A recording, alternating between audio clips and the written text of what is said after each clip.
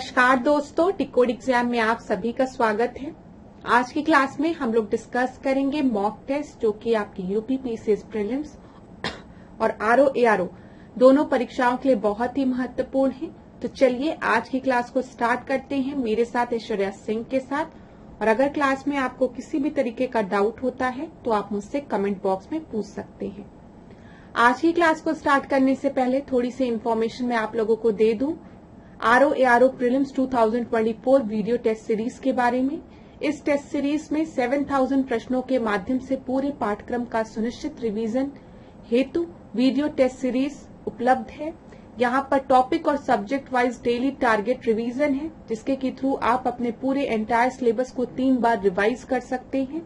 Solved unsolved PDF आपको मिलेगी सारे टेस्ट की। 4000 प्रश्न मिलेंगे डिटेल्ड वीडियो सॉल्यूशन के साथ। 15 फुल सिलेबस टेस्ट मिलेगा जिसमें 3000 प्रश्न होंगे और जो सॉल्यूशन होगा वो आपका बायलिंगुअल होगा सॉल्यूशन, और क्वेश्चन भी बायलिंगुअल होंगे। तो माध्यम में इंग्लिश माध्यम के हो चाहे हिंदी माध्यम के हो, किसी भी माध्यम में आपको कोई भी परेशानी नहीं होने वाली है। ये one of the best test series है, ऑनलाइन टेस्ट सीरीज हम कह सकते हैं मार्केट में जो अवेलेबल है। और अगर इस टेस्ट सीरीज के बारे में आपको कोई और भी इंफॉर्मेशन चाहिए तो यहाँ पर 2 व्हाट्सएप नंबर दिए गए हैं, इस पर आप जरूर कांटेक्ट करिए। यहाँ पर आपको सारी इंफॉर्मेशन प्रोवाइड करा दी जाएगी। तो चलिए क्लास आज के सेशन का पहला प्रश्न देखते हैं। चार्टर एक्ट 1833 से रिलेटेड है। चार्टर अधिनियम की विशेषताओं के बारे में बोला गया है। लॉर्ड विलियम बेंटिक को भारत का पहला गवर्नर जनरल घोषित किया गया। इसने बॉम्बे और मद्रास के गवर्नर को उनकी विधायी शक्तियों से वंचित कर दिया। और तीसरा दिया गया है, इसने सिविल सेवाओं के चयन के लिए खुली प्रतियोगिता की प्रणाली शुरू करने का प्रयास किया। तो चार्टर एक्ट 1833 की जब हम बात करते हैं क्लास, तो आपको पता होना चाहिए कि पहले गवर्नर जनरल ऑफ बंगाल हुआ करता था। तो गवर्नर जनरल ऑफ बंगाल को गवर्नर जनरल ऑफ इंडिया कर दिया गया और जितनी भी सिविल और मिलिट्री पावर थी वो गवर्नर जनरल ऑफ इंडिया के हाथ में दे दी गई। और जो पहले गवर्नर जनरल ऑफ इंडिया थे वो लॉर्ड विलियम बेंटिक थे। तो ये बिल्कुल सही है कि लॉर्ड विलियम बेंटिक को भारत का पहला गवर्नर जनरल घोषित किया गया। गवर्नर जनरल ऑफ इंडिया जो फर्स्ट थे वो लॉर्ड विलियम बेंटिक थे। और चार्टर एक्ट 1833 के ही थ्रू हमने गवर्नर जनरल ऑफ बंगाल की पोस्ट को ही गवर्नर जनरल ऑफ इंडिया कर दिया था। और जो बॉम्बे और मद्रास प्रेसिडेंसी थी, ठीक है, यहाँ के जो गवर्नर थे उनको उनकी विधायी शक्तियों से वंचित भी कर दिया गया था। ये भी आपका बिल्कुल सही है। ठीक है, इस एक्ट के थ्रू हमने डिप्राइव्ड किया था the governor of Bengal and Madras of their legislative powers. बिल्कुल सही है। इसने सिविल सेवाओं के चयन के लिए खुली प्रतियोगिता की प्रणाली शुरू करने का प्रयास किया, अटेम्प्ट किया। ये भी आपका बिल्कुल सही है। तो यहाँ पर तीनों ही स्टेटमेंट जो दिए गए हैं क्लास वो बिल्कुल सही स्टेटमेंट है। ठीक है, सी आपका सही उत्तर होगा। अगर आपकी परीक्षा में पूछे कि किस एक्ट के थ्रू हमने ईस्ट इंडियन कंपनी को, ध्यान से सुनिएगा, ईस्ट इंडियन कंपनी को कॉमर्शियल बॉडी से, ठीक है, क्या किया, कॉमर्शियल बॉडी से जो उनकी कॉमर्शियल एक्टिविटी थी इसको खत्म करके कॉमर्शियल बॉडी से हमने इसको एडमिनिस्ट्रेटिव बॉडी में कन्वर्ट कर दिया, एडमिनिस्ट्रेटिव बॉडी में। तो यहां पर देखिए, याद रखिएगा, चार्टर एक्ट 1833 के थ्रू हमने क्या किया, it ended the activities of East Indian company as a commercial body and make East Indian company purely as a administrative body. ठीक है, याद रखिएगा, पूरी तरीके से ईस्ट इंडियन कंपनी को एडमिनिस्ट्रेटिव बॉडी किस एक्ट के थ्रू बनाया गया, तो वो भी चार्टर एक्ट 1833 के थ्रू। ये चीज क्लियर है। तो याद रखिएगा क्लास, यहां से प्रश्न बनते हैं। ठीक है, एकदम याद रखिएगा। आपको पता है ना कि 1813 में जो ट्रेड मोनोपोली थी ईस्ट इंडियन कंपनी की उसको खत्म किया गया था, लेकिन अभी ईस्ट इंडियन कंपनी की जो मोनोपोली थी वो चाय में, ठीक है, टी में और चाइना के साथ ट्रेड में बरकरार थी। और इन्हीं दोनों मोनोपोली को पूरी तरीके से खत्म कर दिया गया 20 साल बाद 1833 एक्ट के थ्रू। इसीलिए कहा गया है कि ईस्ट इंडियन कंपनी को कमर्शियल बॉडी वाली जो इनकी एक्टिविटीज थी इसको खत्म करके प्योर इनको एडमिनिस्ट्रेटिव बॉडी बना दिया गया। ठीक है, इनकी पूरी मोनोपोली जो थी वो पूरी तरीके से खत्म कर दी गई थी। याद रखिएगा, प्रश्न कहीं से भी बन सकता है, इसलिए मैंने आपको बता दिया ये सारी चीजें। अब आगे हम देखते हैं अगला प्रश्न जो कि दूसरा प्रश्न है, भारत में सरकार के संसदीय स्वरूप की विशेषताओं के संबंध में गलत कथन कौन सा है? पार्लियामेंट्री फॉर्म ऑफ गवर्नमेंट की बात की गई है, तो फीचर्स बताइए। बहुमत पार्टी शासन होता है, नाममात्र और वास्तविक कार्यकारी अध्यक्ष की उपस्थिति होती है, राज्यसभा का विघटन होता है, विधायिका के प्रति कार्यपालिका की सामूहिक जिम्मेदारी होती है। तो देखिए, जब भी हम पार्लियामेंट्री फॉर्म ऑफ गवर्नमेंट की बात करते हैं तो हम कहते हैं ना कि एग्जीक्यूटिव जो होता है वो रिस्पॉन्सिबल होता है टुवर्ड्स द लेजिस्लेचर, तो विधायिका के प्रति कार्यपालिका की सामूहिक जिम्मेदारी होती है। ये तो बिल्कुल ही सही है, ठीक है। पार्लियामेंट्री फॉर्म ऑफ गवर्नमेंट में नॉमिनल और रियल एग्जीक्यूटिव होता है, नाममात्र और वास्तविक कार्यकारी अध्यक्ष की उपस्थिति होती है, बिल्कुल सही है।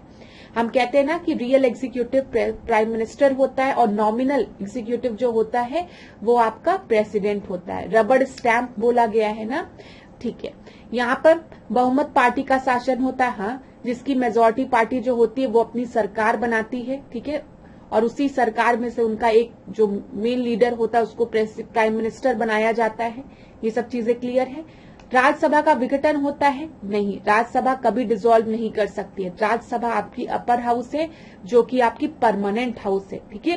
राज्यसभा का विघटन नहीं होता है, ये आपका गलत है। तो इसमें गलत कौन सा था? सी आपका गलत था, ठीक है। आगे बढ़ते हैं। यहाँ पर देख लीजिए क्लास एक बार, भारत में संसदीय सरकार की विशेषताएं, नाममात्र और वास्तविक अधिकारियों की उपस्थिति एकदम सही है, बहुमत दल का शासन सही है, विधायिका में के प्रति कार्यपालिका की सामूहिक जिम्मेदारी बिल्कुल सही है, विधायिका में मंत्रियों की सदस्यता, प्रधानमंत्री या मुख्यमंत्री का नेतृत्व और निचले सदन का विघटन, ठीक है। लोकसभा आपकी डिसॉल्व कर सकती है, आपको पता है ना, जब पार्टी अपनी मेजोरिटी खो देती है या कॉन्फिडेंस जब खो देती है तो पूरी पार्टी जो आपकी है पूरी वो रिजाइन कर देती है, लोकसभा आपका डिसॉल्व हो जाएगा। चलिए थर्ड प्रश्न को हम देखते हैं, कैबिनेट मिशन योजना से रिलेटेड है। तो देखिए, कैबिनेट मिशन योजना की सिफारिश के संबंध में निम्नलिखित कथनों पर विचार करिए। क्लास आप चाहते हैं तो वीडियो को पॉज कर लीजिए क्योंकि प्रश्न बड़ा है, तो आराम से पढ़िएगा। कैबिनेट मिशन की सिफारिश थी कि संघीय विषयों और अपशिष्ट शक्तियों के अलावा अन्य सभी विषय ब्रिटिश भारत के प्रांतों में निहित होंगे। The mission recommended that all the subject expect for the federal matter and residual power should be vested in the province of the British India. जो भी प्रांत थे उनके हाथ में शक्तियां निहित होंगी, खाली दो चीजों को छोड़कर, संघीय विषय और अपशिष्ट शक्तियों को। मिशन ने केंद्र में तत्काल अंतरिम सरकार के गठन का प्रस्ताव किया था। इसने केंद्र के तहत सभी भारतीय क्षेत्रों का एक बहुत ही ढाले संघ का प्रस्ताव दिया था जो केवल रक्षा, विदेश मामलों और संचार को नियंत्रित करता था। इन्होंने यूनियन की बात कही थी, लेकिन यूनियन जो था उसके पास खाली 3 चीजों पर कंट्रोल था, ये बात कही थी, डिफेंस पर, फॉरेन अफेयर्स पर और कम्युनिकेशन पर, ठीक है। तो यहाँ पर जो तीनों ही स्टेटमेंट क्लास आपको दिए गए हैं वो बिल्कुल ही सही है कैबिनेट मिशन से रिलेटेड, याद रखिएगा। तो डी जो है वो आपका सही उत्तर हो जाएगा। यहाँ पर देख लीजिए, यहाँ पर हमने क्या कहा, मिशन की भारत के संदर्भ में निम्नलिखित सिफारिश थी, भारत की एकता को बनाए रखना, ठीक है। भारत एक संघ होना चाहिए जिसमें ब्रिटिश भारत और राज्य दोनों शामिल हो, जो विदेश मामले, रक्षा और संचार विषयों पर नियंत्रण रखे। तो यहाँ पर ये चीज आपको याद रखना बहुत जरूरी है कि इन्होंने एक यूनियन की तो बात की थी, लेकिन यूनियन के पास शक्ति जो थी वो खाली 3 पोर्टफोलियो में दी थी, एक डिफेंस रक्षा को लेकर, ठीक है, दूसरा कम्युनिकेशन को लेकर, संचार, ठीक है, और फॉरेन अफेयर्स। वही चीज लिखिए, भारत एक संघ होना चाहिए जिसमें ब्रिटिश भारत और राज्य दोनों शामिल हो, जो विदेश मामले, रक्षा और संचार विषयों पर नियंत्रण रखे और उसके पास कार्यों के लिए आवश्यक वित्त जुटाने की क्षमता होनी चाहिए। ये चीज याद रखिएगा, ठीक है। संघीय विषयों और अपशिष्ट शक्तियों के अलावा अन्य सभी जो विषय थे वो ब्रिटिश भारत के प्रांतों में निहित होने चाहिए, ये चीज याद रखिएगा। चलिए अगला हम देखते हैं, चौथा प्रश्न, कठोर मुद्रा के संबंध में निम्नलिखित कथनों पर विचार कीजिए। हार्ड करेंसी से रिलेटेड है। हार्ड करेंसी क्या होती है? हार्ड करेंसी जो होती है वो इश्यू की जाती है नेशन द्वारा, ठीक है, और कौन से नेशन द्वारा? उन नेशंस द्वारा जो कि पॉलिटिकली और इकोनॉमिकली स्टेबल है। कठोर मुद्रा से तात्पर्य उस मुद्रा से है जो ऐसे राष्ट्र द्वारा जारी की जाती है जिसे राजनीतिक और आर्थिक रूप से स्थिर मुद्रा के रूप में देखा जाता है। तो यहाँ पर बताइए सही है कि गलत। दूसरा आपको दिया गया है वस्तुओं और सेवाओं के भुगतान के लिए दुनिया भर में कठोर मुद्राओं को व्यापक रूप से स्वीकार किया जाता है। और आखिरी दिया गया है भारतीय रुपया कठोर मुद्राओं में से एक है। तो देखिए क्लास, जब भी हम हार्ड करेंसी की बात करते हैं तो ये बिल्कुल सही है कि हार्ड करेंसी का जो तात्पर्य है वो उन मुद्राओं से है जो एक ऐसे राष्ट्र द्वारा जारी की जाती हैं जिसमें राजनीतिक और आर्थिक रूप से स्थिरता हो। ठीक है, ये सही है आपका। दूसरा, वस्तु और सेवाओं के भुगतान के लिए दुनिया भर में कठोर मुद्राओं को व्यापक रूप से स्वीकार किया जाता है, ये भी सही है। दुनिया भर में इससे अधिक व्यापार होता है, इसे व्यापक रूप में स्वीकार किया जाता है, जैसे कि आपका डॉलर हो गया, यूरो हो गया, येन हो गया, ठीक है, ब्रिटिश पाउंड हो गया, ये सब आपकी हार्ड करेंसी है। भारतीय रुपया जो है वो कठोर मुद्रा में से एक है, नहीं, ये गलत है। भारतीय मुद्रा जो है वो कठोर मुद्रा में से एक नहीं है। तो यहाँ पर खाली 1 और 2 स्टेटमेंट आपका सही है, ए आपका सही उत्तर होगा। ठीक है, चलिए अगला प्रश्न हम देखते हैं, 5वां प्रश्न। सहारा का सबसे ऊंचा स्थान तिबेस्टी पर्वत पर स्थित ईमी कुसी ज्वालामुखी है। दूसरा आपको दिया गया है तकलामकान मरुस्थल मध्य अमेरिका में स्थित एक रेगिस्तान है तथा इसका अधिकांश भाग मेक्सिको में पड़ता है। तीसरा आपको दिया गया है गोबी दुनिया के ठंडे रेगिस्तान में एक है जहां तापमान 0 से 40 डिग्री नीचे तक चला जाता है। तो आप बताइए यहाँ पर सही उत्तर क्या होगा। जो पहला स्टेटमेंट दिया गया है कि सहारा का सबसे ऊंचा स्थान टिबेस्टी पर्वत पर ईमी कुसी ज्वालामुखी है, तो ये आपका बिल्कुल सही है। ठीक है, बिल्कुल सही है। अगर हम बात करेंगे गोबी मरुस्थल की, तो ये चीन और मंगोलिया में स्थित है, आपको पता होना चाहिए। गोबी दुनिया के ठंडे रेगिस्तान में से एक है जहां तापमान जो है वो 0 से नीचे तक और 40 डिग्री से नीचे तक चला जाता है। ये भी बिल्कुल सही है, याद रखिएगा, चाइना और मंगोलिया में है। तकलामकान की बात करेंगे क्लास, तो ये जो मरुस्थल है ये मध्य एशिया में है, ना कि अमेरिका में जो दिया गया। मध्य अमेरिका में नहीं, ये मध्य एशिया में स्थित एक रेगिस्तान है। ठीक है, याद रखिएगा। इसका अधिकांश भाग जो है वो चाइना द्वारा नियंत्रित किया जाता है, ना कि मेक्सिको में पड़ता है। तो ये पूरा ही आपका गलत है। तो यहाँ पर आपका गलत 2 है, तो देखिए यहाँ पर सही उत्तर क्या हो जाएगा, बी आपका सही उत्तर हो जाएगा। ठीक है, याद रखिएगा। अगला हम देखते हैं 6वां प्रश्न। निम्नलिखित में से किस संवैधानिक संशोधन अधिनियम ने यह प्रावधान किया कि मंत्रिपरिषद में मंत्रियों की कुल संख्या लोकसभा की कुल संख्या का 15% से अधिक नहीं हो। डायरेक्ट प्रश्न है कि council of ministers shall not exceed 15% of the total strength of Lok Sabha. तो यहाँ पर सही उत्तर क्या होगा, 65, 88, 91 या 107, बताइए। तो यहाँ पर जो सही उत्तर है वो है 91st कॉन्स्टिट्यूशनल अमेंडमेंट एक्ट 2003 से ये प्रावधान लाया गया कि council of ministers shall not exceed 15% of the total strength of Lok Sabha. ठीक है, आगे देखते हैं अगला प्रश्न, 7वां प्रश्न। 7वां प्रश्न क्या है, समुद्री खरपतवार के संबंध में गलत कथन का पता लगाइए। तो चलिए बताइए क्लास, उनके पास असली उत्तक होते हैं, उनके पास रियल टिश्यूज होते हैं जैसे जड़े, तना, पत्तियां। समुद्री खरपतवार स्थूल शैवाल है, माइक्रोस्कोपिक एल्गीज है। समुद्री खरपतवार छिछले तटीय जल में उगते हैं, इनके पत्ते जैसे उपांग होते हैं। ठीक है, यहाँ पर आपका सही इनकरेक्ट कौन सा है बोला गया है। तो देखिए क्लास, जब भी हम बात करते हैं समुद्री खरपतवार की, तो ये आपके माइक्रोस्कोपिक एल्गीज होते हैं, स्थूल शैवाल होते हैं, बिल्कुल सही है। इनके पास इनका असली उत्तक नहीं होता है। ठीक है, इनके पास जड़े, तना और पत्तियां नहीं होती, ये चीज याद रखिएगा। दे हैव रियल टिश्यूज, नहीं, ये गलत है आपका। They grow in a shallow coastal water, छिछले तटीय जल में उगते हैं, हाँ बिल्कुल सही है। इनके पत्ते जैसे उपांग होते हैं, ये भी बिल्कुल सही है। यहाँ पर गलत कौन सा है, ए आपका गलत है, याद रखिएगा। ठीक है, याद रखिएगा कि समुद्री खरपतवार के पास असली उत्तक नहीं होते हैं, इनके पास जड़े, तना और पत्तियां नहीं होती हैं जैसे कि पौधे में होती है। इसके बजाय वे तने और पत्तियों की तरह के संरचनात्मक भागों का उपयोग करते हैं, लेकिन वे वास्तविक ऊतक नहीं होते हैं। तो यहाँ पर आपका ए जो था वो सही उत्तर था।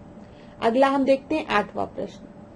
अर्थव्यवस्था में बॉन्ड के संबंध में निम्नलिखित कथनों पर विचार कीजिए। तो चलिए विचार करिए क्लास, कौन सा सही है। बॉन्ड जो है वो एक निश्चित आय साधन है जो एक निवेशक द्वारा एक उधारकर्ता को दिया गया एक प्रकार का ऋण होता है।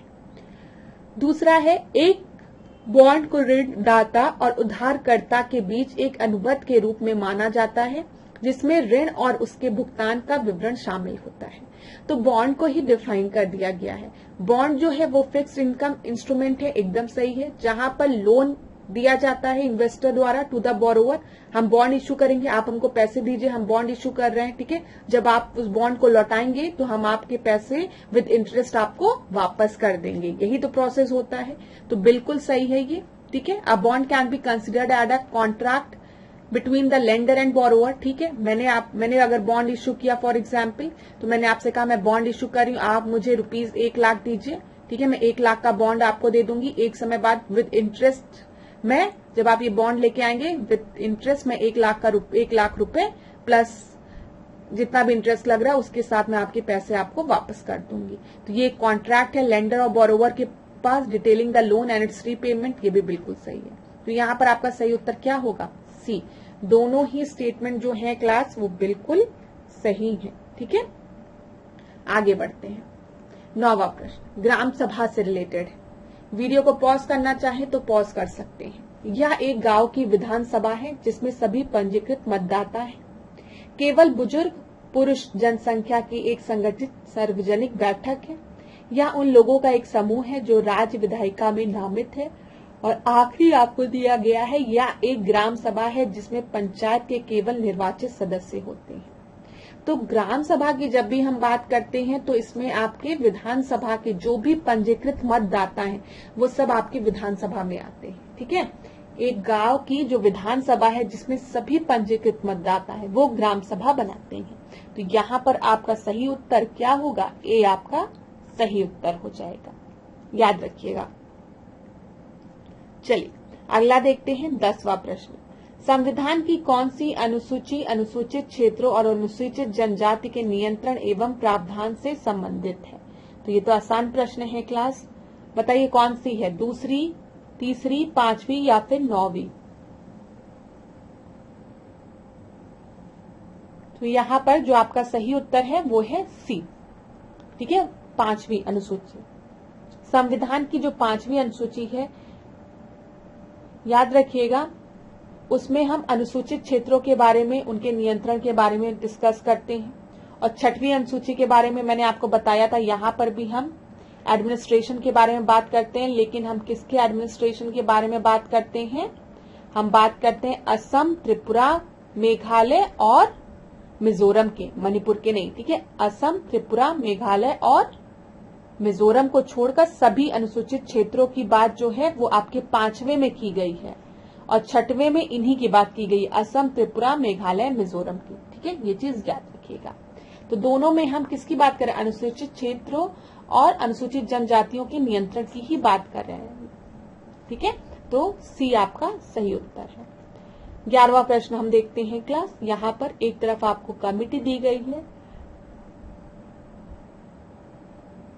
दूसरी तरफ आपको अध्यक्ष दिए गए हैं। तो चलिए बताइए कौन सा सही है? संघ शक्ति समिति दी गई है, प्रांतीय संविधान समिति दी गई है, प्रक्रिया समिति के नियम दिए गए हैं, अल्पसंख्यक उप समिति दी गई है। तो बताइए संघ संविधान समिति के अध्यक्ष कौन थे? तो वो जवाहरलाल नेहरू थे। फर्स्ट का सी 2 जगह दिया गया है। प्रांतीय संविधान समिति की बात करेंगे, प्रांत की, प्रोविंस की बात करेंगे तो कौन थे बताइए? तो सरदार पटेल थे, ठीक है। सरदार पटेल कहाँ दिया गया है क्लास? डी। तो सेकंड का डी हो गया। प्रक्रिया समिति के नियम की बात अगर हम करेंगे तो यहाँ पर कौन थे? डॉक्टर राजेंद्र प्रसाद थे। तो थर्ड का बी और फोर्थ का ए। अल्पसंख्यक उप समिति की बात करेंगे तो एससी मुखर्जी। तो बी जो है वो आपका बिल्कुल सही उत्तर है। 12वें प्रश्न को देखते हैं। जलियांवाला बाग हत्याकांड के संबंध में निम्नलिखित कथनों पर विचार करें। यह केवल सैफुद्दीन किचलू की गिरफ्तारी के शांतिपूर्ण विरोध का हिस्सा था। दूसरा दिया गया है, रविन्द्रनाथ टैगोर ने जलियांवाला बाग हत्याकांड के तुरंत बाद अपनी नाइटहुड की उपाधि त्याग दी। यहाँ पर आपको सही उत्तर बताना है। क्लास देखिए, जलियांवाला बाग हत्याकांड की अगर हम बात करें तो ये कब हुआ था? 13 अप्रैल 1919 में हुआ था। और जलियांवाले बाग में 2000 से अधिक लोग सत्यपाल किचलू और सैफुद्दीन किचलू की गिरफ्तारी में शांतिपूर्वक विरोध कर रहे थे। तो यहाँ पर दिया गया केवल सैफुद्दीन किचलू, इसलिए गलत है। याद रखिएगा, सत्यपाल और सैफुद्दीन किचलू की गिरफ्तारी के विरोध में शांतिपूर्वक विरोध कर रहे थे और उसी समय डायर ने उन पर गोलियां चलवा दी थी। रविन्द्रनाथ टैगोर ने जलियांवाले बाग हत्याकांड के तुरंत बाद अपनी नाइटहुड की उपाधि का त्याग दिया। ये बिल्कुल सही है। तो यहाँ पर सही उत्तर पूछा गया, इस वजह से बी जो है वो आपका सही उत्तर होगा। ठीक है, अगला प्रश्न हम देखते हैं। 13वां प्रश्न, निम्नलिखित में से कौन सा एक सही सुमेलित है? हिंदू विधवा पुनर्विवाह अधिनियम लॉर्ड डलहौजी के समय में आया। Native marriage act lord Lytton के समय पे। बाल विवाह प्रतिषेध अधिनियम लॉर्ड रीडिंग के समय पे। Government of India act Lord Willingdon के समय पे। तो इसको मैच करते हैं हम। हिंदू विधवा पुनर्विवाह अधिनियम जो है वो लॉर्ड डलहौजी के समय में आया था? नहीं, ये 1856 में लॉर्ड कैनिंग के समय में आया था, याद रखिएगा। नेटिव मैरिज एक्ट की बात करेंगे तो लॉर्ड लिटन के समय पे नहीं, लॉर्ड नॉर्थब्रुक के समय पे। इसके बाद बाल विवाह प्रतिषेध अधिनियम की बात जब हम करेंगे तो यहाँ पे लॉर्ड रीडिंग दिया गया है, ये आपका गलत है। बाल विवाह प्रतिषेध अधिनियम, जिसको कि हम शारदा कानून के नाम से भी जानते हैं, ये 1829 में आया था। किसके समय पे? लॉर्ड इरविन के समय पे, याद रखिएगा। और गवर्नमेंट ऑफ इंडिया एक्ट की बात करेंगे तो 1935 लॉर्ड विलिंगटन के समय पे एकदम सही है। तो इस प्रश्न का सही उत्तर आपका क्या हो जाएगा? 13वें का डी आपका सही उत्तर है। आगे बढ़ते हैं क्लास। यहाँ पर देख लीजिए, जब हम वॉरेन हेस्टिंग की बात करते हैं, अभी हमने देखा वॉरेन हेस्टिंग। यहाँ पर देखिए, रेगुलेटिंग एक्ट 1773 इनके समय में आया था। पिट्स इंडिया एक्ट 1804 इनके समय पे आया था। रोहिल्ला वॉर इनके समय पे हुई थी। फर्स्ट मराठा वॉर इनके समय में हुई थी। ट्रिटी ऑफ सालभाई भी साइन कब होता? वॉरेन हेस्टिंग के समय पे। और second Mysore war, Anglo Mysore war भी इन्हीं के समय में हुई थी। कॉर्नवालिस की बात करेंगे तो परमानेंट सेटलमेंट किसके समय में आया था? कॉर्नवालिस के समय में आया था। थर्ड एंग्लो मैसूर वॉर किसके समय पे हुई थी? कॉर्नवालिस के समय पे हुई थी। और श्रीरंगपट्टनम की संधि भी उसी समय साइन हुई थी। अगला देखते हैं, लॉर्ड वेलेस्ली। सब्सिडरी अलायंस किसने इंट्रोड्यूस किया था? लॉर्ड वेलेस्ली ने इंट्रोड्यूस किया था।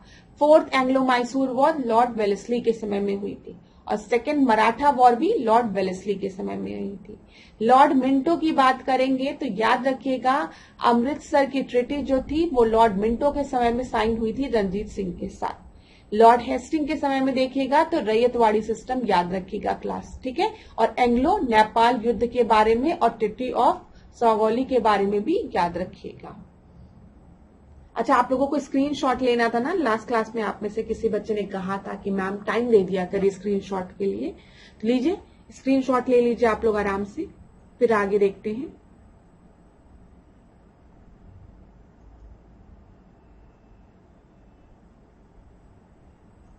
चलिए 14 प्रश्न को क्लास अब हम देखते हैं। 14 प्रश्न भी लेंदी है, अगर आप चाहें तो वीडियो को आराम से पॉज करके उत्तर देने का प्रयास कर सकते हैं।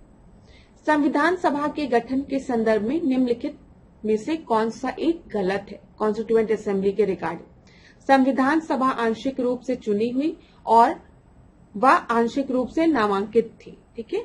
दूसरा आपको दिया गया है, चुने हुए सदस्यों का चुनाव भारत के वयस्क मतदाताओं के द्वारा प्रत्यक्ष रूप से किया गया था। संविधान सभा में महात्मा गांधी और मोहम्मद अली जिन्ना शामिल नहीं थे। संविधान सभा में प्रत्येक समुदाय के प्रतिनिधियों को जगह दी गई थी।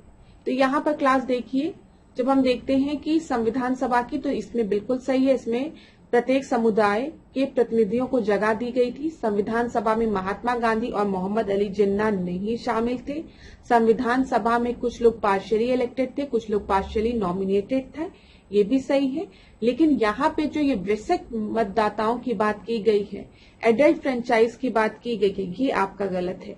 यहाँ पर सीमित मताधिकार के आधार पर इनको चुना गया था, ठीक है, लिमिटेड फ्रेंचाइज के बेसिस पे। तो यहाँ पर आपका सही उत्तर क्या होगा, कौन सा गलत है, बी आपका गलत है, ठीक है। यहाँ पर देख लीजिए, संविधान सभा आंशिक रूप से चुनी हुई व आंशिक रूप से नामांकित जो थी आपकी, ठीक है, निकाय थी। चुने हुए सदस्यों का चुनाव अप्रत्यक्ष रूप से प्रांतीय व्यवस्थापिकाओं के सदस्यों द्वारा किया गया था, जिनका चुनाव स्वयं ही एक सीमित मताधिकार जो लिमिटेड फ्रेंचाइज के आधार पर किया गया था, ना कि एडल्ट फ्रेंचाइज के आधार पर। ठीक है क्लास, ये चीज क्लियर हो गई। चलिए आगे बढ़ते हैं अगले प्रश्न पे। 15वें प्रश्न को देखते हैं। किस मामलों में सुप्रीम कोर्ट ने माना कि प्रस्तावना संविधान का एक हिस्सा है? किसमें बोला गया कि preamble is a part of constitution? किस केस में? बेरुबारी संघ में, केशवानंद भारती केस में, LIC केस में, या फिर नन ऑफ द एबव? तो बताइए यहाँ पर सही उत्तर क्या है? तो यहाँ पर याद रखिएगा 1976, 1973 का जो केशवानंद भारतीय केस था, उसमें सर्वोच्च न्यायालय ने अपने पहले दिए गए निर्णय को खारिज किया और कहा कि जो प्रस्तावना है वो भारतीय संविधान का एक हिस्सा है। ठीक है, preamble is a part of constitution. आपको पता है कि पहले सुप्रीम कोर्ट ने कह दिया था preamble is not a part of the constitution, लेकिन केशवानंद भारती केस में 1973 में इन्होंने अपने पहले निर्णय को खारिज करके बोल दिया preamble is a part of constitution. B आपका सही उत्तर है। 16 प्रश्न को देखते हैं। उत्तर वैदिक काल के दौरान कौरव, पांचाल वंश और उशेनार थे, क्या थे? बताइए। एक व्यापारी थे, योद्धा थे, पुजारी थे, या फिर आदिवासी थे? तो उत्तर वैदिक काल में आर्य भाषी गंगा यमुना दोआब में फैले हुए थे, ये आपको पता है। यहाँ पे कौरव, पांचाल, वंश और उशीनार इस काल की जनजातियां हुआ करती थी। ठीक है, तो यहाँ पर आदिवासी जनजाति थी, ये ट्राइब्स थे। डी आपका सही उत्तर है। अगला हम देखते हैं 17वां प्रश्न। निम्नलिखित में से कौन सा कथन राज्य के नीति निर्देशक सिद्धांतों के समाजवादी सिद्धांतों से संबंधित है? यहां पर बोला गया सोशलिस्ट प्रिंसिपल से रिलेटेड है, कौन कौन से? तो equal pay for equal work for both men and women, पुरुषों और महिलाओं दोनों को समान कार्य के लिए समान वेतन देना। ठीक है, दूसरा दिया गया है राज्य काम की न्याय संगत और मानवीय परिस्थितियों को सुनिश्चित करने एवं मातृत्व राहत के लिए प्रावधान करेगा। ठीक है, state shall make provision to secure just and humane condition of work and maternity leave की बात की गई है, रिलीफ की बात। फिर लोगों के पोषण स्तर और जीवन स्तर को ऊपर उठाना और सार्वजनिक व्यवस्था में सुधार लाना। तो यहाँ पर कौन कौन सा आपका जो है बोला गया है, सब नीति निर्देशक तत्व है, लेकिन यहाँ पर समाजवादी सिद्धांत से प्रेरित कौन कौन से हैं? तो यहाँ पर जितने भी आपको दिए गए हैं क्लास देखिए, आर्टिकल 39, 42, 47 तीनों ही सोशलिस्ट प्रिंसिपल पर बेस्ड है। यहाँ पर तीनों ही आपका बिल्कुल सही है। ठीक है, सी याद रखिएगा, सी आपका सही उत्तर है। आपको पता है ना, गांधीयन प्रिंसिपल पे भी बेस्ड कुछ आपकी प्रिंसिपल्स हैं, डायरेक्टिव प्रिंसिपल्स में, जिसमें कोऑपरेटिव सोसाइटी की बात की जाती है, ग्राम पंचायत की बात की जाती है। ठीक है, चलिए अगला हम देखते हैं 18 प्रश्न। निम्नलिखित में से कौन से द्वीप युग्म डंकन जल संधि द्वारा एक दूसरे से अलग है? तो डंकन जल संधि द्वारा कौन एक दूसरे से अलग है बताइए? उत्तरी अंडमान और दक्षिण अंडमान, उत्तरी अंडमान और मध्य अंडमान, लिटिल अंडमान और निकोबार, दक्षिण अंडमान और लिटिल अंडमान। तो यहाँ पर आपका सही उत्तर क्या है? तो डंकल जनसंधि हिंद महासागर में एक चौड़ी जल डमरू मध्य है, आपको पता है ये। ठीक है, डंकन पास कहाँ पर है? हिंद महासागर में है। ठीक है, और ये उत्तर में दक्षिण अंडमान का, ठीक है, और दक्षिण में लिटिल अंडमान को अलग करती है, याद रखिएगा। तो साउथ अंडमान और लिटिल अंडमान को ये अलग करती है। तो डी आपका सही उत्तर हो गया। यहां पर अगर आप देखेंगे तो देखिए, उत्तर में दक्षिण अंडमान को रेटलैंड द्वीप स्थित है और दक्षिण में लिटिल अंडमान स्थित है। इन्हीं दोनों को क्या करती है, अलग करती है। चलिए अगला हम देखते हैं 19वां प्रश्न। चंपारण आंदोलन के संबंध में निम्नलिखित कथनों पर विचार कीजिए। यूरोपीय बागान मालिकों ने किसानों को अपने खेतों के 3/20वें हिस्से पर नील उगाने के लिए बाध्य किया था। ठीक है। गांधी जी के साथ राजेंद्र प्रसाद, मजहरूल हक और विट्ठल भाई पटेल जैसे स्थानीय नेता भी इसमें शामिल थे। तो यहां पर आप बताइए आपका सही उत्तर क्या होगा। तो यहां पर देखिए, जब हम बात करते हैं यूरोपियन प्लांटेशन की, तो यहाँ पर जो फार्मर्स थे उनको फोर्स किया गया था कि वो इंडिको की खेती करेंगे 3/20 हिस्से में। ये बिल्कुल सही है। इसमें कुछ लोकल लीडर्स जैसे आपके राजेंद्र प्रसाद, मजरूल हक, आचार्य कृपलानी, याद रखिएगा, महादेव देसाई, ये कुछ स्थानीय नेता थे जो गांधी जी के साथ इसमें शामिल थे। यहाँ पे विट्ठल भाई पटेल का नाम दिया गया है। विट्ठल भाई पटेल जो थे वो खेड़ा सत्याग्रह में महात्मा गांधी के साथ शामिल थे, ये याद रखिएगा। ठीक है, खेड़ा सत्याग्रह में। तो इसी वजह से, इनके नाम की वजह से ये जो ऑप्शन है आपका गलत हो जाएगा। और यहाँ पर आपका जो सही उत्तर हो जाएगा वो क्या है, वो केवल एक जो है वो आपका सही है। ठीक है, याद रखिएगा, ए आपका सही उत्तर हो जाएगा। हम देखेंगे 20वां प्रश्न। अध्यक्षीय शासन प्रणाली की विशेषताओं के संबंध में निम्नलिखित कथनों पर विचार कीजिए। तो यहाँ पर प्रेसिडेंशियल सिस्टम ऑफ गवर्नेंस की बात की गई है। सिंगल एग्जीक्यूटिव होता है, सिंगल मेंबरशिप होती है। इसमें से कौन सा आपका करेक्ट ऑप्शन है? देखिए, जब हम प्रेसिडेंशियल फॉर्म ऑफ गवर्नमेंट की बात करते हैं तो यहाँ पर एकल कार्यकारी होती है, सिंगल एग्जीक्यूटिव होता है, बिल्कुल सही है। ठीक है, और एकल सदस्यता होती है, सिंगल मेंबरशिप होती है, ये भी सही है। निचले सदन का विघटन नहीं होता है। ठीक है, याद रखिएगा। तो यहां पर दोनों ही ऑप्शन जो आपको दिए गए हैं, सिंगल एग्जीक्यूटिव, ये आपका बिल्कुल सही है। एकल सदस्यता भी बिल्कुल सही है। ठीक है, तो दोनों बिल्कुल सही है। यहां पर सी जो होगा वो आपका सही उत्तर होगा। आगे देखते हैं 21वां प्रश्न। मुद्रा निर्माण के संबंध में निम्नलिखित कथनों पर विचार कीजिए। यहाँ पे इसको कर लीजिए क्लास, मुद्रा नहीं, मृदा, इसको मृदा करिए। ठीक है, इसको मृदा निर्माण करिए। मिट्टी के बनने की बात की गई है, सॉइल फॉर्मेशन की बात यहाँ पर की जा रही है। तो ठंडी जलवायु में ह्यूमस जमा हो जाती है क्योंकि बैक्टीरिया की वृद्धि धीमी होती है। In cold climate humus accumulate because bacterial growth is slow. मिट्टी के निर्माण में मूल सामग्री एक निष्क्रिय नियंत्रण कारक है। Parental material is a passive control factor in soil formation. खड़ी ढलानों पर मिट्टी पतली और समतल ऊपरी क्षेत्रों में मोटी होती है। ठीक है, दिया गया है जो खड़ी ढलानें होती है उसमें मिट्टी पतली होती है और समतल में मोटी होती है। वर्षा मिट्टी को नमी प्रदान करती है जो रासायनिक और जैविक गतिविधियों को संभव बनाती है।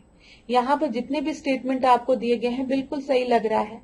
देखिए, मिट्टी बनने के पीछे निर्माण में कौन कौन सी गतिविधियां इनको नियंत्रित करती है, अगर हम देखें तो जलवायु कैसी है, जैविक गतिविधि कैसी है, कितना समय हो चुका है, या मूल सामग्री किस चीज से वो मिट्टी बनी है, ये सब चीज डिफाइन करेगी ना सॉइल के कैरेक्टरिस्टिक को।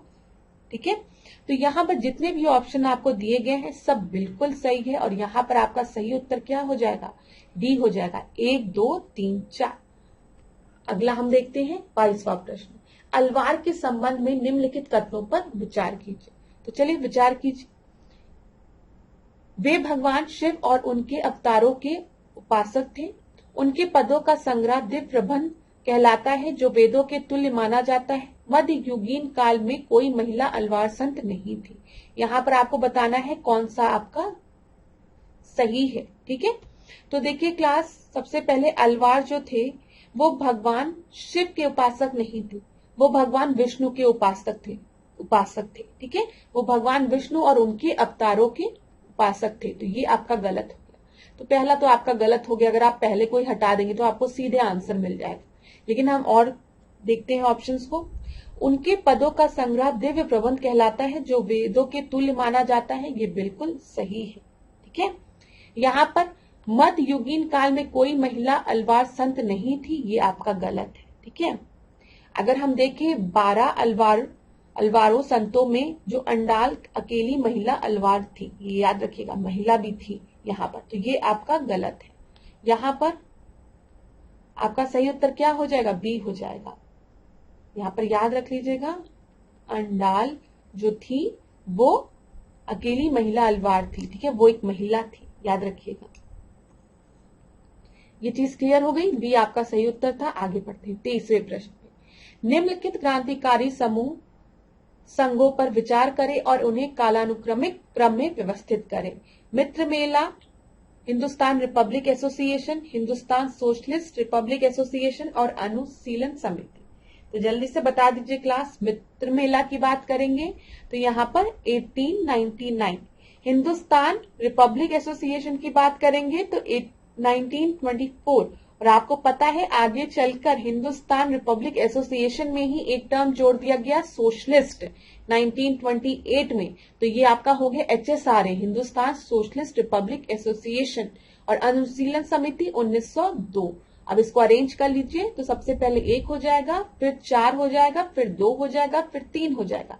1 4 2 3 कहां पे दिया गया? बी ऑप्शन में दिया गया है। बी आपका सही उत्तर होगा। 24वें प्रश्न को देखते हैं। यहाँ पर राक्षसी तांगड़ी तालीकोट युद्ध की बात की गई है। में विजयनगर की सेनाओं और निम्नलिखित में से किसके बीच में ये युद्ध हुआ था? मुगल सेनाओं के बीच में, मराठा सेनाओं के बीच में, नायक सेनाओं के बीच में, या फिर बीजापुर, अहमदनगर और गोलकोंडा सेना के बीच में।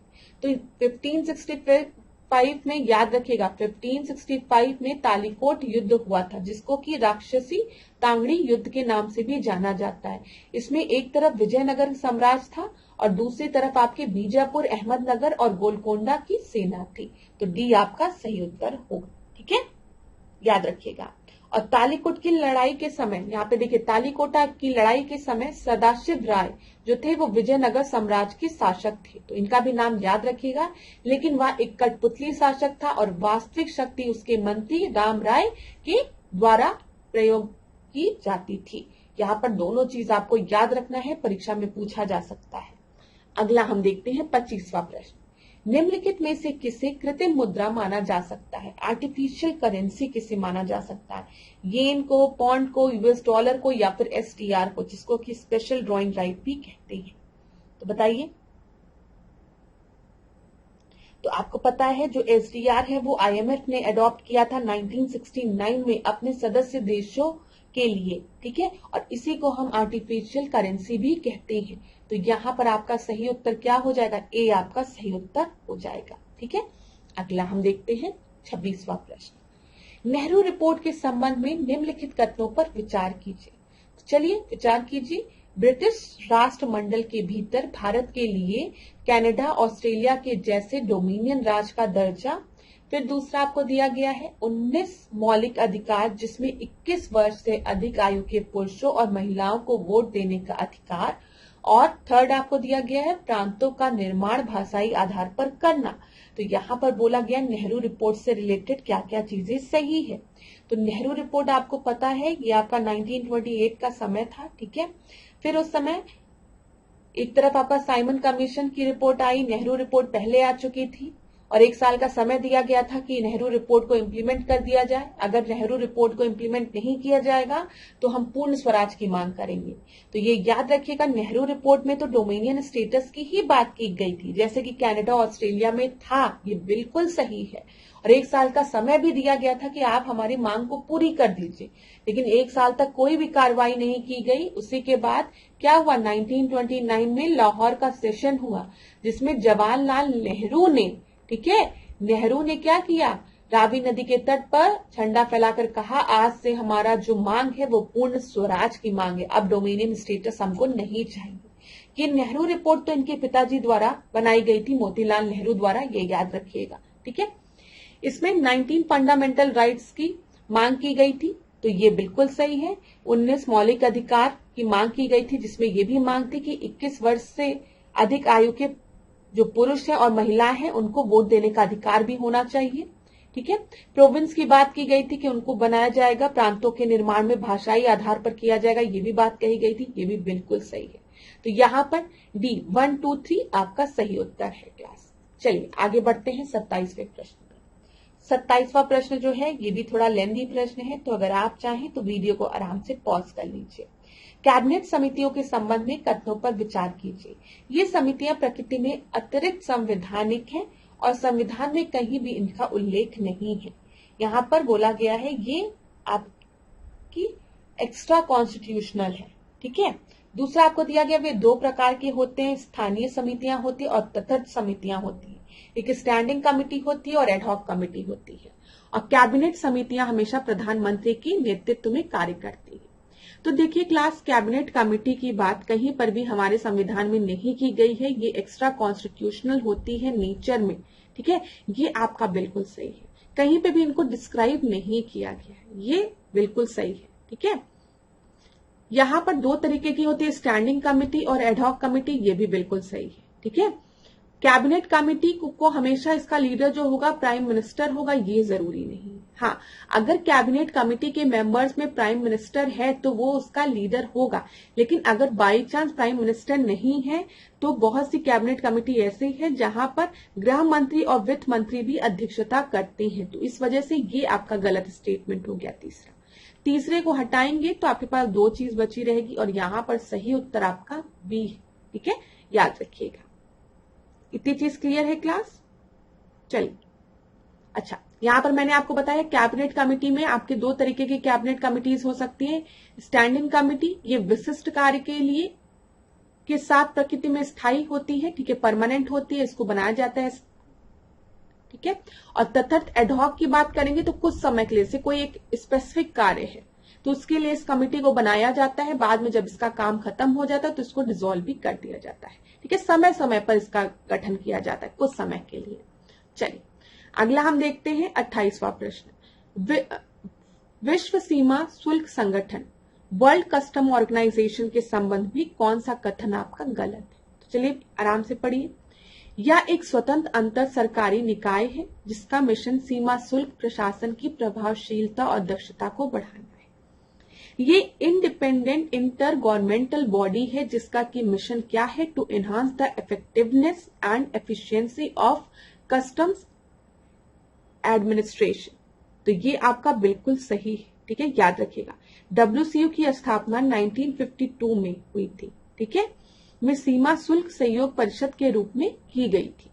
ये बिल्कुल सही है। जो दूसरा भी ऑप्शन आपको दिया गया बिल्कुल भी सही है कि इसकी स्थापना 1952 में कस्टम कॉर्पोरेशन काउंसिल के रूप में की गई थी। दोनों स्टेटमेंट सही है क्लास।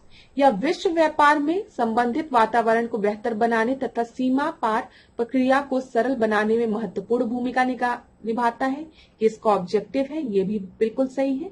WCO ने अपनी सदस्यता को 5 क्षेत्रों में विभाजित किया है, ये थोड़ा सा गलत है। WCO ने अपने सदस्य देशों को 6 क्षेत्रों में 6 रीजन्स में डिवाइड किया है, ठीक है। तो यहां पर WCO से रिलेटेड कौन सा स्टेटमेंट आपका गलत है? डी आपका गलत है, ठीक है, और सब क्लियर हो गया होगा। चलिए 29 प्रश्न को हम देखते हैं। ध्वनि प्रदूषण से रिलेटेड है, नॉइज पॉल्यूशन। तो पढ़िए कि स्टेटमेंट को क्या क्या दिया गया है। यहाँ पर पहला दिया गया है लंबे समय तक 75 dB से अधिक शोर के स्तर के संपर्क में आने पर किसी व्यक्ति के सुनने की क्षमता क्षतिग्रस्त हो सकती है। तो बताइए सही है कि गलत? सोचिए। विश्व स्वास्थ्य संगठन की सिफारिश है कि घर के अंदर ध्वनि का स्तर 30 dB से कम होना चाहिए। यहाँ पर 75 dB की बात की गई है। यहाँ पर बोल दिया गया है कि हेल्थ ऑर्गेनाइजेशन WHO ने 30 dB रख दिया है लिमिट की, इससे कम होना चाहिए घर के अंदर की ध्वनि, ठीक है। ध्वनि को डेसिबल में मापा जाता है, ये तो क्लियर ही है, dB में मापा जाता है। भारत में क्षेत्र के आधार पर ध्वनि प्रदूषण की निगरानी की जाती है तथा इसे ध्वनि प्रदूषण नियम 2019 से विनियमित किया जाता है। तो देखिए क्लास, यहाँ पर ध्यान दीजिएगा, WHO ने वर्ल्ड हेल्थ ऑर्गेनाइजेशन ने रिकमेंड किया है कि इनडोर नॉइज लेवल पॉल्यूशन जो होता है वो आपका नॉइज जो होती है वो 30 dB से कम होनी चाहिए, बिल्कुल सही है। और अगर हम लोग काफी लंबे समय तक एक्सपोज हो जाएं नॉइज पॉल्यूशन से, मतलब नॉइज लेवल से जो कि 75 dB से ऊपर है, तो हियरिंग लॉस हो सकता है, ये भी बिल्कुल सही है। ध्वनि को डेसिबल में मापा जाता है, ये भी सही है। लेकिन भारत में जो ध्वनि प्रदूषण की निगरानी है वो लिखा है यहाँ पर ध्वनि प्रदूषण नियंत्रण और विनिमय नियम 2019 के विनियमित किया जाता है, ये आपका गलत है। 2000, ठीक है, ध्वनि प्रदूषण नियम 2000 के माध्यम से ध्वनि प्रदूषण की निगरानी की जाती है भारत में। तो यहाँ पर ऑप्शन डी आपका गलत होगा। ठीक है, तीसरा प्रश्न देखते हैं। पायरोलिसिस के बारे में बात की गई है, तो ये एक वेस्ट ट्रीटमेंट टेक्निक है, मैं आपको बता दूं। पायरोलिसिस उष्मा द्वारा कार्बनिक पदार्थों के रासायनिक अपघटन की एक प्रक्रिया है। ठीक है, यहां पर बोला गया pyrolysis is a process of chemical decomposition of organic material by heat. ठीक है, हीट के द्वारा। पायरोलिसिस द्वारा केवल carbon monoxide, hydrogen, carbon dioxide gas से उत्पादित होती है। और आखिरी दिया गया कार्बनिक पदार्थ को ऑक्सीजन की अनुपस्थिति में गर्म किया जाता है। देखिए क्लास, दो चीज आपको आपकी बुक्स में मिलेगी, एक इंसिनरेशन मिलेगा टर्म। इंसिनरेशन भी जो है वो वेस्ट ट्रीटमेंट का मेथड है। इसमें क्या किया जाता है, जो भी वेस्ट है उसको जला दिया जाता है। ठीक है, उसको जला दिया जाता है, समझिएगा। तो जब भी कोई चीज जलेगी तो इसका मतलब क्या है, वहां पे प्रेजेंस ऑफ ऑक्सीजन है। ऑक्सीजन के प्रेजेंस में ही तो कोई चीज जलती है। एक जलती हुई कैंडल को अगर आप ग्लास के अंदर रख देंगे तो कुछ समय बाद ही कैंडल बुझ जाती है। क्यों? क्योंकि इसके अंदर ऑक्सीजन पूरी तरीके से खत्म हो जाता है और कार्बन डाइऑक्साइड रहता है, इसी वजह से। तो जब भी किसी भी वेस्ट को जलाया जाता है in the presence of oxygen तो उसको हम इंसिनरेशन कहते हैं। पायरोलिसिस में क्या होता है, पायरोलिसिस में हम ऑर्गेनिक मटेरियल को, जो वेस्ट मटेरियल है उसको हीट करते हैं, उष्मा प्रोवाइड करते हैं और जलाया नहीं जाता, उसको हीट करते हैं। ठीक है, in the absence of oxygen, oxygen की अनुपस्थिति में। ये बिल्कुल सही है, ये भी सही है। लेकिन पायरोलिसिस में खाली कार्बन मोनोऑक्साइड का हाइड्रोजन और कार्बन डाइऑक्साइड प्रोड्यूस होती है, ये आपका गलत है। इसमें carbon monoxide, hydrogen, hydrocarbon, carbon dioxide, nitrogen etcetera gases release होती है। ओनली की वजह से ये आपका गलत हो गया। तो दो गलत है, यहां पर आपका 1 और 3 जो है वो सही है। सी आपका सही उत्तर है। 31 प्रश्न को देखते हैं। निम्नलिखित को मिलाएं। एक तरफ मंदिर दिया गया है, दूसरी तरफ साम्राज्य दिया गया है। देखिए, बृहदेश्वर मंदिर, फिर आपको कैलाश नाथ दिया गया है, पापनाथ टेम्पल दिया गया है। तो बृहदेश्वर टेम्पल की बात करेंगे तो आप सभी को पता होगा बृहदेश्वर टेम्पल कहां पर है, तमिलनाडु में है। तमिलनाडु के तंजौर में बृहदेश्वर टेम्पल स्थित है। और ये किसके समय में बना था, चोल शासक के समय में। ठीक है, राजेंद्र प्रथम। तो यहां पर बृहदेश्वर टेम्पल का फर्स्ट का सी होगा, फर्स्ट का सी 2 जगह दिया गया है। कैलाशनाथ टेम्पल की बात करेंगे तो ये कहां पर है, ये कांची में है। और इसका निर्माण किसके समय में हुआ था, पल्लव के समय में हुआ था। ठीक है, तो सेकंड का बी यहां हो गया। और पापनाथ की बात करेंगे हम तो पापनाथ मंदिर जो है वो कर्नाटक में है। ठीक है, और इसका निर्माण चालुक्य के समय में हुआ था। तो यहां पर आपका सही उत्तर सी हो जाएगा। अगला प्रश्न देखते हैं, 32वां प्रश्न क्वेश्चन आवर से रिलेटेड है यहां पर। ठीक है, तो देखिए, तारांकित प्रश्न के लिए मौखिक रूप से उत्तर दिया जाता है, इसलिए पूरक प्रश्न पूछा जा सकता है। ठीक है, दूसरा आपको दिया गया मतलब एक में आपके स्टार लगा रहता है तो स्टार्ड क्वेश्चन जो है वो उसका आंसर ओनली दिया जाता है। ठीक है, तो इसी वजह से सप्लीमेंट्री क्वेश्चन पूछा जा सकता है। अब आप खुद सोचो कि मैं आपसे बात कर रही हूं और आपसे मैंने कोई क्वेश्चन पूछा। ठीक है, तो आपने मुझे उसका आंसर दिया, तो मेरा दोबारा क्वेश्चन पूछने का मन करेगा, मैं तुरंत पूछ सकती हूँ ना आपसे, क्योंकि आप आमने सामने बैठे हैं हम दोनों। अब दूसरा दिया गया अतारांकित प्रश्न, स्टार्ट क्वेश्चंस की बात की गई है जिसमें स्टार मार्क नहीं है। प्रश्न का लिखित उत्तर देने की आवश्यकता होती है और इसलिए पूरक प्रश्न नहीं पूछे जा सकते हैं। अब जहां पर हम स्टार क्वेश्चन की बात कर रहे हैं, हमने कहा स्टार क्वेश्चन में ओरल क्वेश्चंस पूछे जाते हैं और आंसर जो है यहां पर स्टार क्वेश्चन का आंसर जो है वो ओरली दिया जाता है। तो इसका मतलब ये है कि यहां पर कोई भी चाहे तो सप्लीमेंट्री क्वेश्चन पूछ सकता है, ये बिल्कुल सही है। ठीक है, लेकिन जब आंसर रिटन फॉर्म में दिए जाते हैं तो वहां पर सप्लीमेंट्री क्वेश्चन कोई कैसे पूछेगा। तो यहां पर दोनों ही स्टेटमेंट आपके बिल्कुल सही हैं। शॉर्ट नोटिस क्वेश्चन की बात करें, that is asked with less than 10 days notice, it's answer is given in writing. अल्प सूचना प्रश्न वह होते हैं जिसे 10 दिनों से कम समय का नोटिस देकर पूछा जाता है और इसका उत्तर लिखित रूप में दिया जाता है। तो यहाँ पर ये तो एकदम सही दिया गया है कि 10 दिन से कम समय की नोटिस देकर ये क्वेश्चन पूछे जाते हैं, लेकिन इसका उत्तर मौखिक रूप से दिया जाता है, ये चीज याद रखिएगा। तो इस वजह से ये आपका गलत हो गया। यहाँ पर करेक्ट क्या हो गया, यहाँ पर करेक्ट खाली 1 और 2 हो गया। डी आपका जो है वो सही उत्तर है। 33वां प्रश्न देखते हैं, निम्नलिखित युग्मों में से कौन सही सुमेलित नहीं है बोला गया है। यूरेनियम जो खान है और यहाँ पर देश पूछा गया है। सिगार लेक नाम्बिया में है, ठीक है। ओलंपिक डैम ऑस्ट्रेलिया में है। इनकाई कजाकिस्तान में है। सोमेयर आपका नाइजर में है। तो यहाँ पर आपका सही उत्तर क्या होगा बताइए। सोमेयर की बात करेंगे तो वो नाइजर में है, सही है। इनकाई की बात करेंगे तो कजाकिस्तान में है, सही है। ओलंपिक डैम की बात करेंगे ऑस्ट्रेलिया में है, सही है। सिगार लेक की बात करेंगे तो वो नामिया में नहीं है, वो कहां पर है, कनाडा में है, ठीक है, याद रखिएगा। तो यहां पर आपका सही उत्तर क्या हो जाएगा, ए आपका सही उत्तर हो जाएगा। 34 प्रश्न को देखते हैं, राष्ट्रीय मानवाधिकार आयोग के संबंध में निम्नलिखित कथनों पर विचार करना है।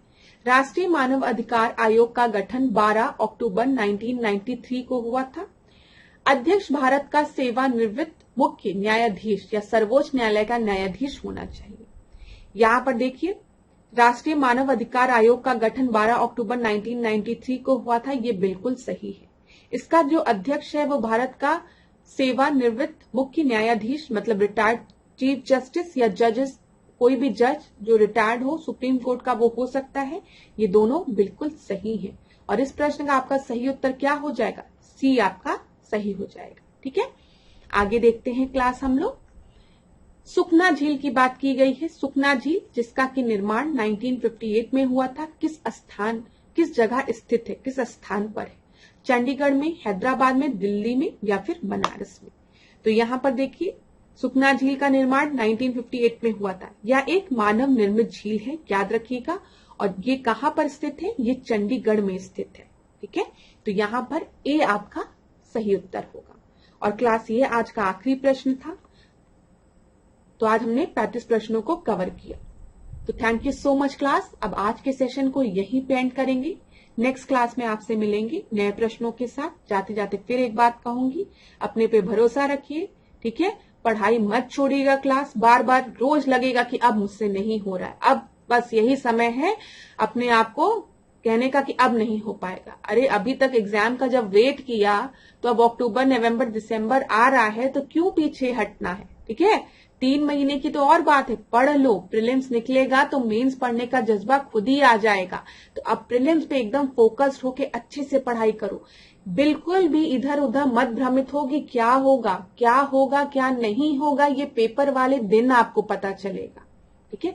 पेपर वाले दिन के पहले आपको रिजल्ट नहीं सोचना, अभी बस आपका पूरा ध्यान अपनी पढ़ाई पर होना चाहिए। क्लास मैक्सिमम क्वेश्चंस लगाइए, मैं आपसे कहूंगी। और टेस्ट सीरीज आप ज्वाइन कर सकते हैं, वहां पर बहुत ढेर सारे क्वेश्चंस दिए गए हैं। एक बार आप सारे क्वेश्चंस को जब लगा लेंगे ना तो अंदर से कॉन्फिडेंस आएगा। एक चीज और बोलूंगी कि बाद में ये मत कहना कि मैम हमसे गलती हो गई। जब भी प्रश्नों को लगा रहे हो, जो प्रश्न आपका गलत हो रहा है उसको बस एक बार पढ़ के छोड़ नहीं देना है। एक सेपरेट नोटबुक लीजिए, वहां पर जो प्रश्न आपके बार बार गलत हो रहे हैं, जो पॉइंट्स आपके बार बार गलत हो रहे हैं, उसको नोट डाउन कर लो। और क्विक रिवीजन के लिए लास्ट में कि बार बार जब भी मैं क्वेश्चंस लगाता था, मॉक टेस्ट लगाता था, यही पॉइंट्स मैं गलत करता था। अगर ये पॉइंट्स मेरे पेपर में पूछे गए तो मैं गलत नहीं करूंगा। उसके लिए एक सेपरेट नोटबुक जरूर बना लो। आप खुद देखोगे आपका जो गलती करने की जो रेशियो है ना वो खत्म हो जाएगा धीमे धीमे। इसीलिए कहा जाता है पढ़ो साथ ही साथ रिवाइज भी करते रहो। जो गलती कर रहे हो उसको रिवाइज करो कि फिर वो गलती रिपीट ना हो। यही पर्पस होता है मॉक टेस्ट का, ठीक है। पास्ट ईयर क्वेश्चंस लगाने से आपको पता चलता है कि किस तरीके के क्वेश्चंस आपके पेपर में फंस रहे हैं, बन रहे हैं, ठीक है। कौन कौन से इंपॉर्टेंट टॉपिक है। और मॉक टेस्ट देने से आपको ये पता चलता है कि आप कहाँ कहाँ गलती कर रहे हैं। तो एक टाइमर सेट करके, एक समय सेट करके अपना मॉक टेस्ट दिया करो। ऐसा नहीं कि 10 क्वेश्चन लगाए, 10 क्वेश्चन लगाने के बाद आंसर खोला, मिलाया, अच्छा ये गलत है, फिर 5 मिनट मोबाइल देखा, फिर 10 क्वेश्चन लगाया, फिर 5 मिनट मोबाइल देखा, ऐसे नहीं। एक टाइम बना लो कि ठीक है मैं 1 ही घंटे में मॉक टेस्ट लगाऊंगा, चलो आधे घंटे मॉक टेस्ट लगाओ, लेकिन उस समय फिर कोई भी चीज आपको डिस्ट्रैक्ट नहीं करनी चाहिए। मोबाइल अलग रहना चाहिए, बुक्स कॉपी अलग होना चाहिए। एकदम ऑनेस्ट होके अपने टेस्ट को दो और अपना एनालिसिस करो कि कहाँ पे गलती हो रही है। एनालाइज करो चीजों को, ठीक है, कि कहाँ गलती कर रहे, कौन सा टॉपिक बार बार गलत करे, कौन सा सब्जेक्ट नहीं समझ में आ रहा। यही तरीका है क्लास। तो थैंक यू सो मच। अब आज के सेशन को यहीं पे एंड करूंगी। नेक्स्ट क्लास में आपसे मिलूंगी प्रश्नों के साथ। लास्ट क्लास में जो भी डाउट था आप लोगों को, वहां पे मैंने कमेंट बॉक्स में आपके डाउट का आंसर दे दिया है, ठीक है, तो आप लोग वहां से पढ़ लीजिएगा। अगर आपको उसके बाद भी आपको लगता है कि मैम मुझे डाउट है, मेरा आंसर नहीं मिला मुझे, तो आप मुझे फिर कमेंट बॉक्स में बता दीजिएगा। हम आने वाले टेस्ट में आपके डाउट को डिस्कस कर लेंगे। तो क्लास जो भी डाउट आपको होता है मैं कोशिश करती हूँ वही कमेंट बॉक्स में आपके आंसर को दे दूं ताकि आपका डाउट क्लियर हो जाए। तो धन्यवाद। आशा करती हूँ आपका दिन खूब अच्छा जाए, आप लोग खूब पढ़े, खूब आगे बढ़े। क्लास अपने पे भरोसा रखिए, ठीक है, और कोई भी परेशानी हो, कोई भी दिक्कत हो तो रिकॉर्ड एग्जाम आपके साथ है पूरी टीम, आप हमसे प्रश्न पूछ सकते हैं। आशा करती हूँ आपका दिन खूब अच्छा जाए। धन्यवाद क्लास।